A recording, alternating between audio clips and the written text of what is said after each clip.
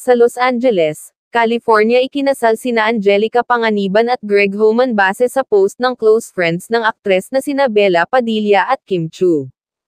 Nakalagay kasi sa kani-kanilang Instagram photo ang location kung saan ginanap ang wedding nina Angelica at Greg.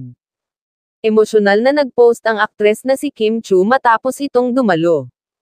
Sa kanyang Instagram account, sinabi ni Kim na blessed siya dahil nasaksihan niya ang kasal ng kanyang BFF. Sa post ni Kim ay nakunan niya si Greg na nagpapahid ng luha habang hinihintay si Angge sa harap at kung tama ang sapantahan namin ay isa itong garden wedding, based na rin sa paligid nila na tila overlookang ng body of water.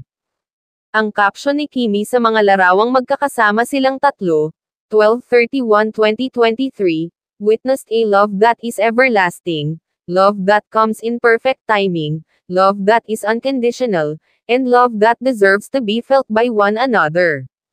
Congratulations Momzy. I felt blessed to witness this beautiful ceremony.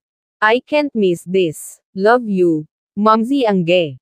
Thank you. Alagaan mo ang Momzy namin forever. Hindi naman nakaligtas sa mga netizens na mabanggit ang ex-boyfriend na si Sian Lim, na di umano'y sana ay si Kim ay nasa ganitong stage na kung hindi pinaasa ni aktor sa wala. Hiling din ng mga fans na sana'y mahanap din ni Kim ang taong magpapasaya sa aktres at mauuwi na sa kasalan.